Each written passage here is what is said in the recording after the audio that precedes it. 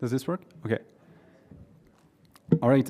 Hi, everyone. Sorry for the small delay. My name is Guillaume Dequenne, and today I'm going to talk about fixing legacy code one pull request at a time. So, oops, sorry. Before I start, a few words about myself. So my name is Guillaume. I come from Belgium, and for the last 4 years, I've been working for Sonar in Geneva, Switzerland, where our goal is to enable developers to write clean code. And we do that through the use of static analysis tools that we develop. And as for myself, I've been working on our static analyzer for Python, which, by the way, is free and open source. So today I'm going to explain a bit the methodology that we promote when dealing not only with legacy code, but also with all code projects in general. And I will show a small demo of this using one of our tools, which is Sonar Cloud. And for that, I will take an existing Flask application and pretend to develop a new feature for it. This part can be followed interactively if you want, but of course you don't have to. So a few words about what we offer at Sonar. We have 3 products. The first one is called Sonar Cube, and it's a self-managed static analysis platform to analyze and monitor the health of your code base. It's meant to be self-managed, and it's free and open source with additional paid features available. We also have Sonar Cloud, which is essentially a cloud-based version of Sonar Cloud, of Sonar Cube. And this one is entirely managed by Sonar Source. It is not open source, but it's still free for open source projects. And because it's operated by Sonar Source, it's easier to set up in your CI/CD workflow for continuous analysis and inspection of your delivery. This is what I will show in this presentation. And finally, we have Sonar Lint, which is an IDE extension that you can use in PyCharm or VS Code to have a similar analysis as the one we provide on the platform. So a quick agenda for me today. So first, I will explain the problem that we're trying to solve and explain a bit the methodology that we promote. And then I will be using Sonar Cloud to set up the analysis for our small Flask application. I will use what we call automatic analysis, which is that we don't need to integrate the analysis on the CI. Sonar Cloud will do it itself. I will show that this has some limitations and present a more advanced setup where we do the analysis as part of the CI itself. And finally, I will quickly show how you can set up Sonar Lint in the IDE for the same analysis so that you raise the issues and fix them before you commit them and push them. If you want to follow along when I'm doing the demo, the only prerequisite really is to have an account on GitHub and be logged in. I will be using some GitHub actions. You don't really need to know about them. If you do, it's better, of course. And the project that I'm going to use lives in the Sonar Source organization. It's called PyCon-Sonar-Workshop. And I will fork this demo project with all the branches. So if you want to go ahead, feel free. I will come back to this anyway. So a quick reminder on CI/CD, since I talk about CI/CD workflows. CI/CD is continuous inspection, continuous delivery, or deployment. It's meant to help deliver incremental features in your code base and to deploy them systematically. Of course, one important part of this is to make sure that the code actually works. So we have tests that are running in a CI workflow. We can also have a step to have static analysis running so that you can catch some issues that before any manual review or anything. Now, what do I mean by static analysis? A quick reminder as well. I'm talking about analyzing code without executing it. So really looking at the code, finding issues in a systematic way. And the goal of that is to help developers to write clean code. And what we mean by clean code is code that is fit for development and fit for production. So you want it to be fit for development so that it's maintainable, it adheres to standards, you can understand what the code is doing and change it if you need. And fit for production, of course, means that you want the code to behave as you expect, with no bugs, it's reliable, and it cannot be exploited by malicious actors in any way. So this is what we mean. A small example. Okay, a small example of this is here this small snippet. Here what we have is a call to list.extend that is assigned to a value. However, list.extend doesn't return anything, it only mutates the list, the receiving list. So this is an obvious mistake that can easily be caught by static analysis. Maybe a reviewer would need some knowledge of the API to catch that. So if you can do it automatically, it's of course better. Now the problem is when dealing with legacy projects is that if you decide to analyze for the first time, if you decide to have static analysis on the first time, you are drawn with a lot of issues. There is supposed to be an image that doesn't load, but there's basically someone droning. If you analyze for the first time, you will see a lot of issues in your code, and it will be really difficult to deal with it and to fix them all at once. And the main problem, the main question that people will ask from a manager's perspective is, of course, where do I find the budget for this? Where do I find the money to actually fix all those issues for this legacy project? Knowing that there is, of course, a risk of functional regression and bugs that you can introduce, so you can break stuff. From a developer point of view, we don't also want to fix all those issues that are caught because we don't have the ownership of that code. It's generally old code that we didn't write. There are a lot of issues, and it's frankly quite boring to do. So nobody really really wants to fix all the issues that you would find in a legacy project. And yet everybody suffers from the situation. Developments will cost more. Developers will be unhappy to work in a let's say, legacy code base. And even if you do manage to fix all the issues that you have, it will be quite difficult to raise the quality standards of your project. So let's imagine you reduce the number of issues caught by the analyzer down to 0. Then you want to enable a new rule or be more strict about code coverage or whatever. You don't want to spend months to fix issues. So the conclusion to that is that fixing all issues without a methodology is not really scalable. You will have too much to do all at once and too much of an upfront investment to do, and it's too difficult to keep up with this. Now, what we do promote instead is what we call the clean as you code approach. And it's based on two main principles. One is that we do have ownership of the code that we write today, and we understand it way better than old code. And if we can guarantee that this new code that we write today respects a high quality standard, then we will eventually clean our application just by working on it, and it will eventually, let's say, clean itself with no upfront investment. To illustrate that, let's imagine that we have a code base today that has fully legacy code, and we assume that only new code will be added. Of course, adding new code also means removing old code. It means renewing and refactoring the code. And if after 1 year we assume that we've renewed 20% of the code base and that everything that we added is clean, of course, we have 20% clean code.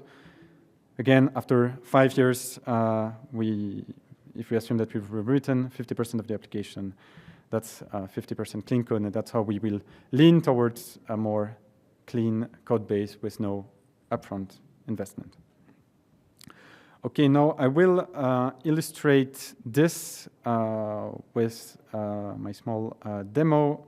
Again, if you want to follow along, the prerequisite is simply to be logged in on a GitHub account, and I will work with this project that is here, Sonar Source PyCon Sonar Workshop, and I will fork it in a minute. Quick presentation of the application. It's basically a small Pokedex Flask application. So it has only 2 routes. One will list all the existing Pokemons available, so those small monsters. It doesn't matter if you don't know them. And the second route is a subscription route, so that users can subscribe to a newsletter, for example, and this is stored in a SQLite database, so very, very simple CRUD-like application. So there are problems with some of the display. There's an image here, I will skip it. But this is basically how the applications look like. Again, it doesn't matter too much. I will not actually play with it. But basically the goal here will be to pretend that we want to add a new feature to our application, and it's a new route, it's a get, basically, so that when you click on one of those Pokemons, you get brought to a new page with a detailed description. So this is the new feature that we want to add, and we'll see how we can check for the quality of this. So now I will move to GitHub, where I have my repository that I want to work with. So Python Sonar Workshop. I will fork it now. I will fork it in my personal organization. And it's important to not only take the main branch, but to take all existing branches, because I will play with the existing branches as well. So let me create this fork. It takes a couple of seconds. And here I have it. So I do have a GitHub workflow already in the application. I can show it quickly. It's basically the default GitHub Action workflow. It will set up Python 3.10, install some dependencies. It will actually run Flake8 and PyTests by default. So this is what we start with. And because it's a forked repository, this GitHub Action is not enabled by default, so I need to go to Action, and I need to enable the GitHub Actions to run, so that when I will open my pull request, it will actually run.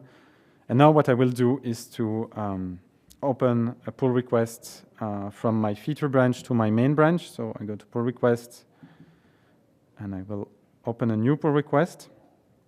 Here I need to target my fork, not the upstream. By default, it's targeting the upstream. You don't want that. And I will take the add feature branch, and I will create a pull request for my main branch. So let me create this. I will go through the changes really quickly. Here, so what I have is basically a new route for my Flask application, which takes a pass parameter and will return a new page. I'm making some changes in a helper that will retrieve the information from the database, so it will perform a call to my SQLite database. I have a small helper method to orchestrate that, some Jinja templates, some tests. So it's a fairly straightforward pull request for a new feature. You can pretend it's any new features you want. And here I see, okay, my CI has passed. I could merge it. Of course, I will not do that yet. And instead, what I will do is to enable SonarCloud to analyze this pull request, so that we see the issues that we can find in it, and how we can apply this clean as you code methodology on it. Because by default, if you're using a linter like this, it will analyze the whole code base, and maybe that's not what you want. So for this, I will go to SonarCloud, and there is in the README the link in first analysis on SonarCloud. There is this link, sonarcloud.io sessions new. So I will follow that link, and I will onboard my project on SonarCloud. So I will be using my GitHub account, of course, and I need to give some permission to the application to set it up. And I will be prompted to analyze a new project. I think if you've never logged in onto SonarCloud, you will be asked to create a new organization first, but I will do that in a second, so you might have the screens in the different order. So I will import an organization directly from GitHub. I will use my personal account, so you need to install SonarCloud for this on your personal account, which I will do. And we need to give visibility for the repositories that we want. You can give to all repositories if you want. I will only give for this workshop project, and I will install SonarCloud. Now I'm creating an organization into SonarCloud. It already read my information from my GitHub profile, so it pre-filled the name, the key of the organization. I can choose my plan. I can choose the free plan since I have an open source project. And I can create my organization like that. And then I can import a project from this organization. So I only gave visibility to the workshop one. So this is the one I will select, and I will set this up. And now what will happen, so we didn't change anything in our CI, of course, and what will happen is that SonarCloud by default will automatically analyze the main branch of the project and also all pull requests of that project, and it will compute metrics to make sure that, that everything works well. So maybe a small recap of what I did so far. Okay. Again, this is not displaying very well, so just meant to say that, okay, I forked the project, enabled my GitHub action, opened the pull request, and then I went to SonarCloud, imported my organization, analyzed the new project. You cannot see the images, so I will basically skip this. And here I am on the overview of my project, where I can see the history of the quality of my project. Of course, there's no history to speak of since I just onboarded this project into SonarCloud. I want to still quickly show you what it looks like on a more mature project, so I will open another just to show what we can see and how this clean as you code thing work in real life for us. So this is a project for one of our analyzers for .NET code, actually. And here I can see the full history of this, and I can see a graph of the number of issues.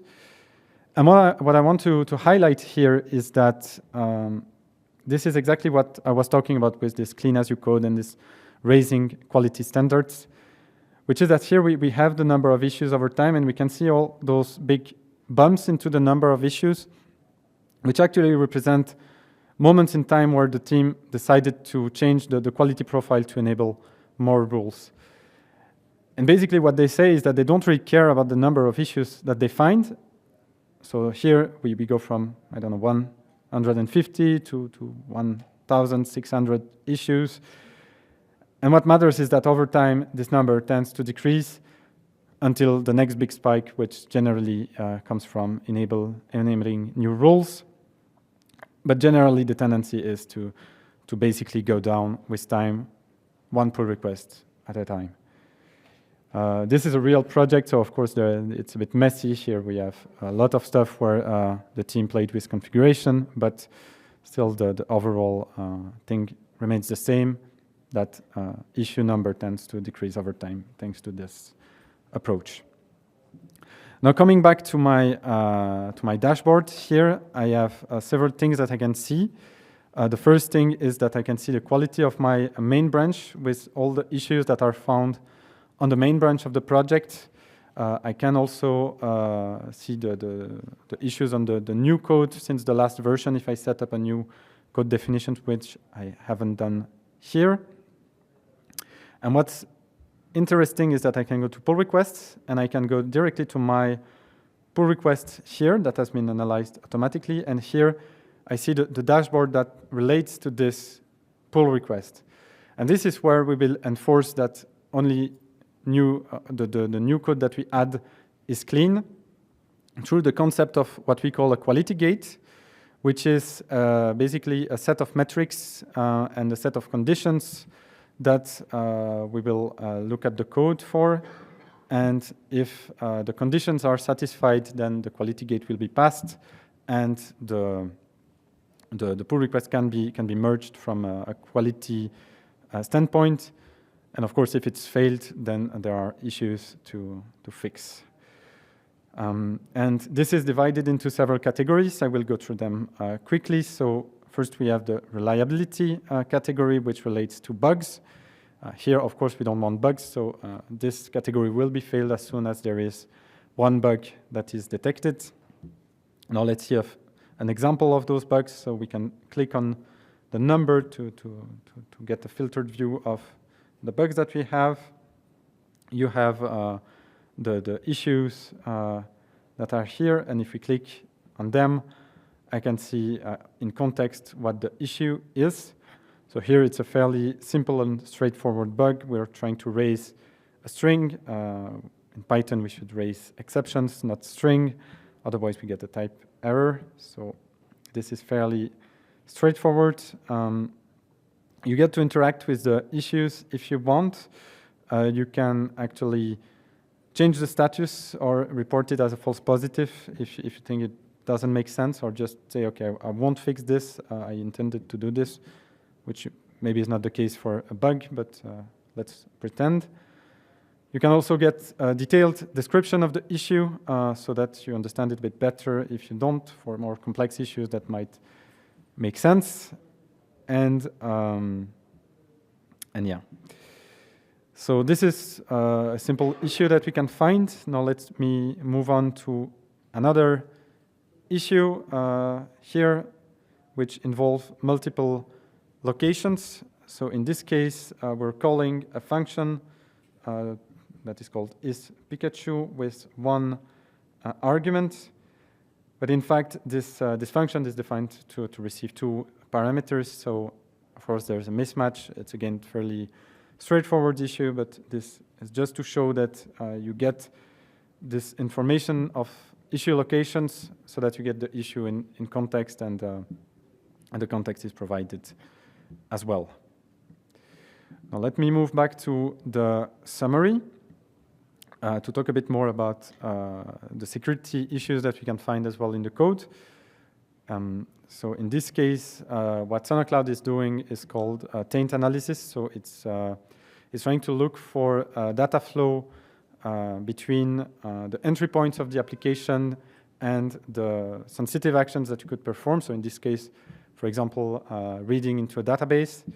And what it's looking for is whether information provided by the user, which is tainted, can actually reach the sensitive points of the application without being sanitized or validated.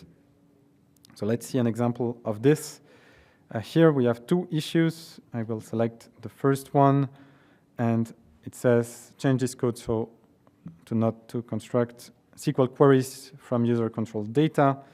So here we have the issue that we are executing this SQL statement. And of course, it's not, if you're just looking at this line, it might not be clear why there is an issue. So the data flow is actually represented, and we can track it. So we can look at the source here, which is actually the path parameter that is indeed user-controlled and provided by the user. And we can basically track the flow of data from this to the helper method that, the helper method that is called here. Then this is the fetch Pokemon method that receives the Pokemon ID as a parameter.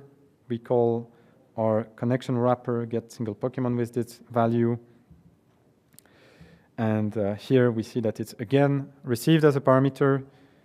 It's used to construct the statement and execute it directly. So at no point in time have we sanitized the value or checked what it can actually contain.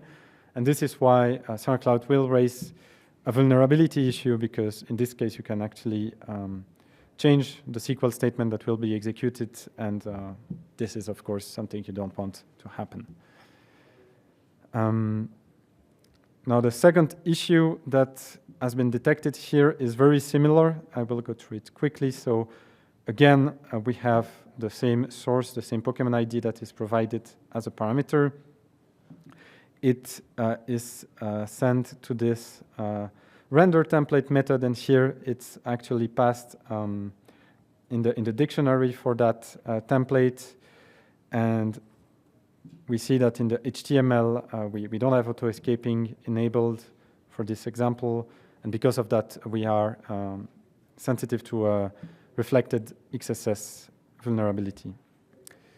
So this is the kind of vulnerabilities that you can find in the code using SonarCloud. And now finally, another category, which is maintainability issues. Here, it's more about good practice, bad practices, readability, etc. So it might be a bit more opinionated sometimes. Let's see a couple of examples. Here we have a bare except. Generally, using bare except is not very recommended in Python. You will catch exceptions that you might not want to catch, so it's better to be explicit. This is one issue. There is another kind of issues which is more relates to type checking. So in this case, we have a comparison for equality against an integer for this value, which has a type int of string.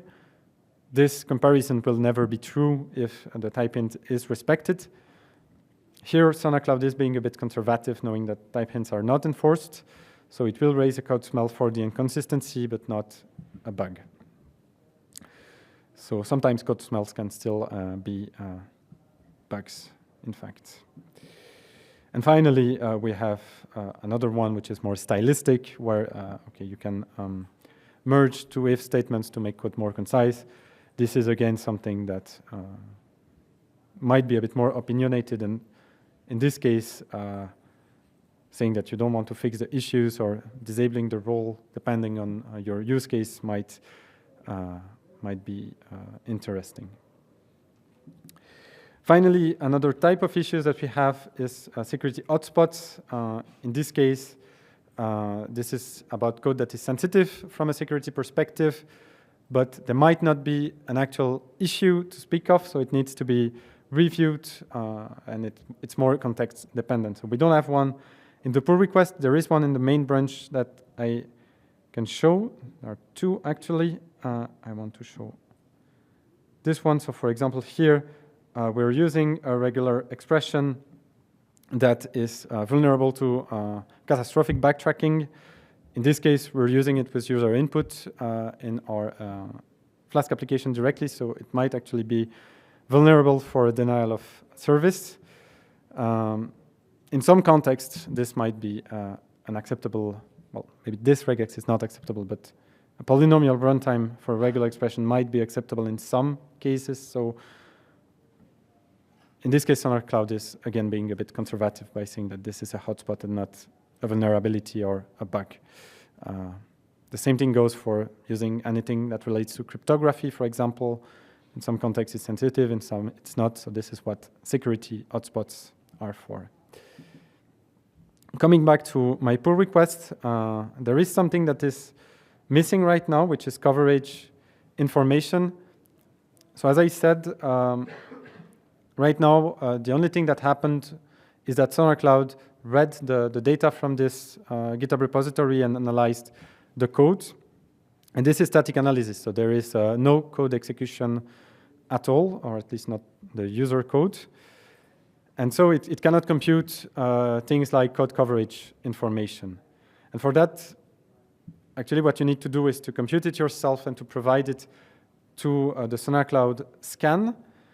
And this can currently only be done if the SonarCloud scan happens as part of a CI workflow. And so for that, we need to enable a CI-based analysis. So this is what I will do now. And for that, I need to go to administration, and I need to go to analysis method. and I will need to change my analysis method. So right now we've been using automatic analysis, which is enabled by default. I need to disable this. And what I will do is I will follow the tutorial for GitHub Actions, because I have a GitHub action already set up, so it's easier. You can use other CI if you want, of course, but I will follow the tutorial for a GitHub action. I need to create a secret to authenticate to SonarCloud, so I need to do that in my GitHub repository, so I will follow this link here, and I will need to copy and paste those two values, so I'll already copy this one. So I need to go, so I'm in the secrets of my repository. I create a new repository secret. I'm pasting my the name of the variable, copy pasting the value here, and I'm adding my secret. So, whoops. Now back to SonarCloud. Now what I need to do is to change my my build file to integrate the SonarCloud scan. So there are easy way to do it if you're using a build system like Maven, Gradle, etc. Here for Python, we're not using a specific build system, so I go with the generic tutorial. And what I will have to do is to integrate the SonarCloud scan to my GitHub workflow. So this is basically this part here. I've already prepared the changes in a pull request that can be used, so I will not actually do it, but this is basically what I need to do to integrate this SonarCloud scan. The other thing I need to do to enable the CI-based analysis is to create a Sonar project properties file that will contain the properties for the analysis for the code, since now it happens in the CI, the properties needs to be defined there as well. On automatic analysis, you can do it in the web UI instead. And I will need to copy those informations.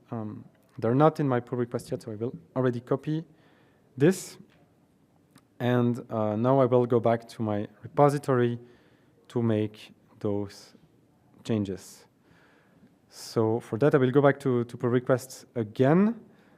And here I will cut a few corners because, of course, it would be annoying otherwise. So I will create a new pull request, again, targeting my forked repository. And I will target my add feature branch so that I enable, I change the workflow for my add feature branch. And I see the result of this. Of course, if you want to do it cleanly, you probably want to change the main and then rebase. But I will cut a few corners. So I have my enable CI analysis that I'm looking to. And let's see the changes that this brings. So what I'm doing is I'm creating a new coverage RC file. So that's the configuration for my code coverage tool, where I give the source of the code is. I enable branch coverage as well. And I set the relative files flag to true to avoid any mismatch in the file path with SonarCloud.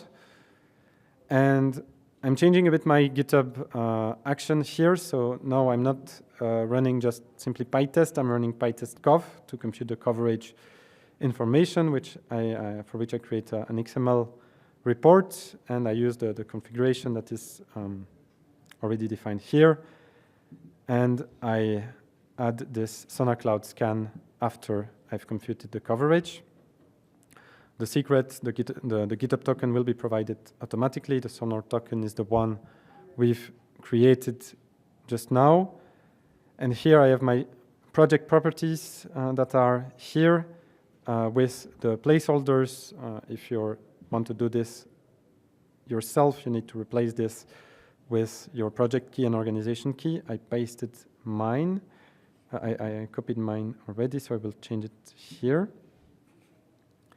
So I create my pull requests, and I will change it directly from the GitHub UI to make things a bit simpler, so I will just edit this and paste my project information.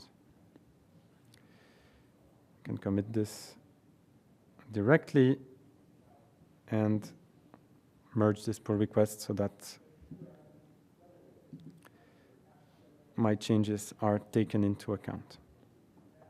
All right, so now let me see if we see a bit small recap of what I did. So I went to administration analysis method, disabled automatic analysis, created my secret in my GitHub repository. And here we don't see the images again, but I created the coverage RC file, updated the GitHub action, and created the Sonar project properties file. And I actually merged the enable CI analysis branch from this. What I can see, so the CI is, of course, running. One thing I can see also that I did not mention is that SonarCloud will also provide a small summary of the issues it found in the pull request itself, so that when you open a pull request, you don't have to go to the web UI. If you don't have issues, you can go directly to the pull request, see the comment, and see the issues that you have, so that it can be a bit quicker. So this should be running. Okay, this is still running. It should not take so long. But now we can see that this SonarCloud scan is part of my CI. Before it was really done by SonarCloud on its server. Now it's really part of the CI, and we really have a bit more control on the analysis. So right now what I'm doing is importing code coverage information. You can import other things like MyPy reports, flake8 reports, any other linter information will also be able to import. So if I go back here, so I don't need this anymore, I can go to my pull requests again, and now I see the coverage information that has been computed. What SonarCloud did here is not just take the coverage information and put it here. It actually recomputes it respective to your to the new code that you wrote. So all the issues that we see here are issues on the new code, and similarly, the value of the coverage that we see here is the coverage on the new code that has been added. So the overall code coverage is estimated here to be 74%, but we see that the coverage on the new code is lower. So that you can really have quite a high threshold on your code coverage thanks to this, because it will not impact the old existing code. So that can help as well if you have a project with very low coverage and you want to get higher coverage, but you don't want to spend 6 months writing tests for it. Again, we can see some details here. If you follow the links, you can see all the information that you would see in a coverage tool. So you see the covered code, what is the new code. You also see coverage on the old code if you're interested in that. And because we have enabled brand coverage, we see what is not covered. So we see here we have quite a few issues, but it's not covered by tests. So we could have expected that and written some tests. So this is all that we can see on the SonarCloud UI. And now the question is, of course, can we fix those issues a bit faster? Some of those issues are quite simple, actually. We shouldn't probably commit code with them. And this is where SonarLint comes into place, because the analysis that SonarCloud performed can also be performed in SonarLint. You don't get all the issues, like the vulnerabilities that are found will not be found in SonarLint because they're more complex and require a full analysis. to be found. But most issues that can be found can also be found directly in the IDE.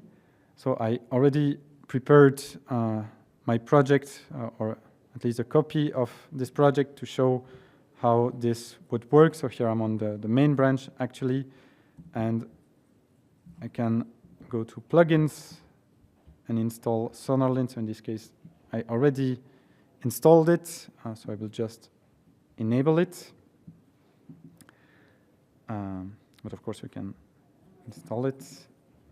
I need to restart my IDE. I'm doing this with PyCharm. Of course, it's basically exactly the same thing in VS Code. And here, what I see is that I have this new panel that is from SonarLint with a recap of the issues that are found in my file. For the issues, I have the description that is available as well, similar to what you can find in SonarCloud. So you have the description as well if you want more explanation on the issues. Of course, the issues are highlighted, and for some issues, you can also, like in IDEs, have quick fix that are offered. So in this case, we have an exception that is created, but it's not raised. I can trigger a quick fix to just raise it. So this is one of the things that you can do. So yeah. Now let's pretend for a second here I have a pass statement that is flagged as unneeded, of course. Let's pretend for a second that I don't actually want to have an issue here. Maybe you like this pass statement for whatever reason, and you just want to silence an issue, basically. There are several ways to do that. One of them is to add a small pragma comment, which is no sonar. It will disable inspection for that line, and you will not see the issue. So this is one option. I don't like pragma comments so much myself, so maybe you don't as well. Maybe it's not a very good solution for you to have all those pragma comments in the issues that you don't want to see. Another option would be, of course, to disable the rule directly into SonarLint. But then if you're synchronizing with other people working on the same project, you don't want to have to do this manually. And this is where we have something that is called connected mode between SonarLint and SonarCloud, where you can synchronize issues and quality profiles and issue status between SonarCloud and SonarLint. It also has the added benefit that for some issues that cannot be found in SonarLint, you can still display them in a limited way.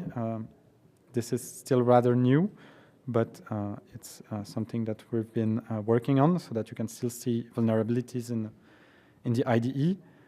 And for that, let me go to my other project that I prepared.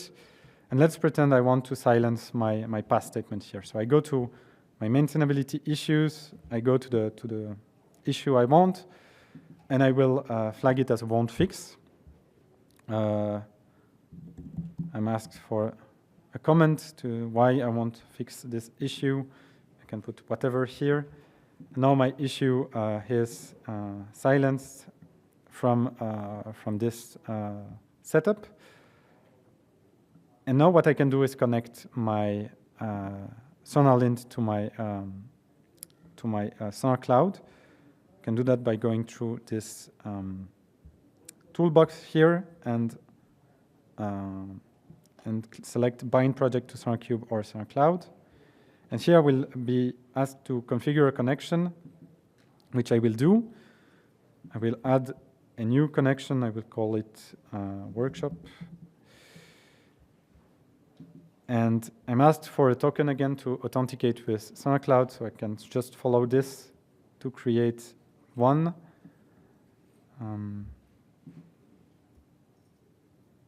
So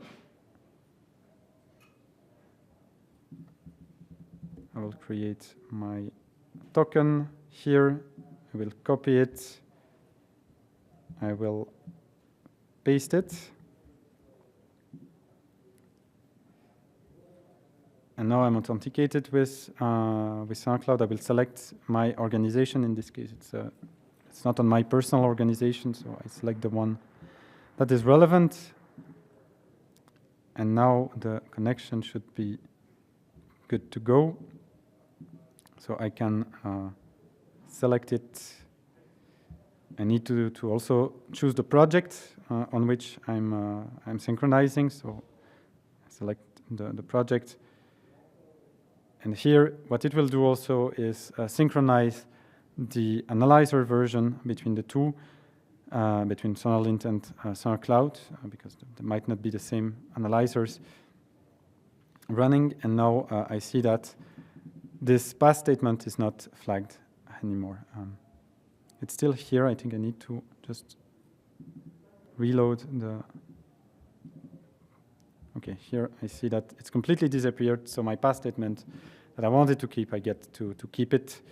And this is how you can silence issues that you don't want, or synchronize the rules that are enabled to have a consistent experience between your IDE workflow and your code review process.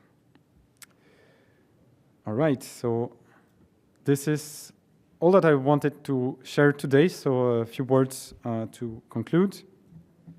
So today I presented this clean-as-you-code approach that I believe will help to clean legacy project in a systematic way, with no upfront investment and no compromise on quality standards, so that you can really have high quality standards on your project. And I think these principles hold even outside of what we do at Sonar and what our products are doing. So I think it's a very important mindset, in my opinion. And then I showed SonarCloud, how you can implement this clean-as-you-code methodology using Sonar tools, with SonarCloud as a central place to monitor the health of your code base, showed automatic analysis, CI-based analysis, how you can have a better, more complete analysis. And finally, we've seen also how to set up SonarLint. So that's all for me, and I'm open to questions if you have any. Thank you.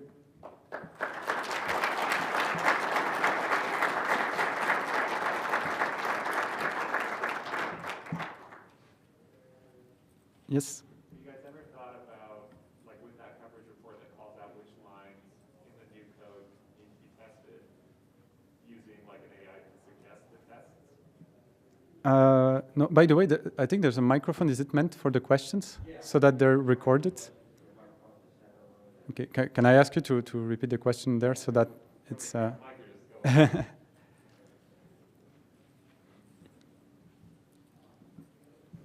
All right, is this working? Yeah, okay. So my question is, with like a coverage report like that has the specific lines, you know, maybe they're called out for branch coverage, or maybe it's just line coverage. Now we have an AI that'll suggest a test case for us and write some code. You know, maybe it'll be wrong, but you could feed that to some type of prompt and just get suggested tests. Have you guys thought about doing that? Yeah, that's a great idea. To be honest, I don't think we've considered that idea. So, in fact, code coverage is at the border of what we do, because we don't compute the coverage ourselves. It's computed by external tools, and we import it. Now, it's true that there must be a way we can do that. For now, with what relates to AI and machine learning, what we're looking at the most is how to filter out false positives and issues for rules that depends on heuristics a bit more. We're not into generating code ourselves, so this is not something we plan to do.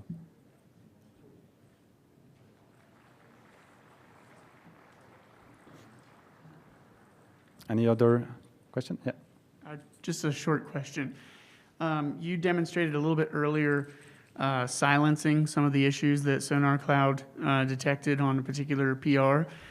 So if you have like a very high traffic area of your code, is there an easy way to silence that, like for all future PRs in that same area, or is it a per PR thing? So it is per PR that you will silence the issues. Okay, I'm not sure I understood properly the question, I will answer, and you will let me know if I understood well. So what happens when you silence an issue in a pull request and it gets merged? That issue is actually still existing for SonarCloud. So it's still recorded as a silenced issue, so that it will not be raised on a second pull request that triggers the same rule again. Does that answer? Yeah, that was my question. Thank you. I want to build on that question. So typically when we run static analysis on big code bases, like legacy code bases, we'll get like hundreds or thousands of issues. Like how do we prioritize? Because when you see just thousands of issues, like developers just, throw the ball, whatever, and we just silence the tool. Yeah, exactly. So this is the core of the idea behind this clean as you code, is that the number of issues you should see should be proportional to the size of your pull request, because the issues that you will see are only the issues on code that is modified by the pull request. So if you have a legacy project with thousands of issues and you create a small pull request on it, you will only see the issues for that small pull request, and you will not see the thousands of issues. It will still be there. It will be still on your main code dashboard. And if you want to look for things like vulnerabilities or things that are really critical, you really want to find, you can do that. But on a daily basis, what we say is that you should not focus on that. You should focus on the new code and on making sure the new code is clean. You're welcome.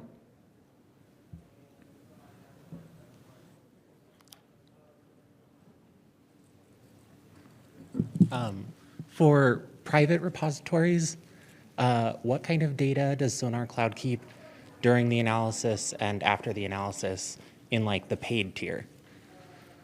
Okay, so I'm not the best person to answer that question with precision, to be honest, because I'm developing the analyzer. I'm not in the data team. I know that one of the data that we can, if asked, look at is when you flag issues as false positives, so that they can be investigated. But even that is not available to developers most of the time. So as for the data that is actually collected, I'm sorry that I don't have a precise answer.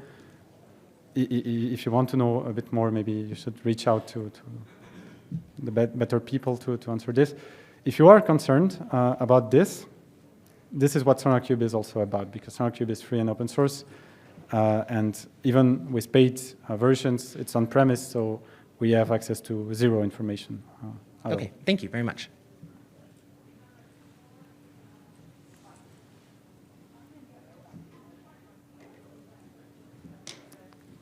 All right, if there's no other questions, thank you very much. And yeah, one thing I did not mention is that we are sponsoring the event, so we will have a booth in the expo hall later today and in the next few days. So if you want to know more, feel free to drop by, and we're happy to help you there.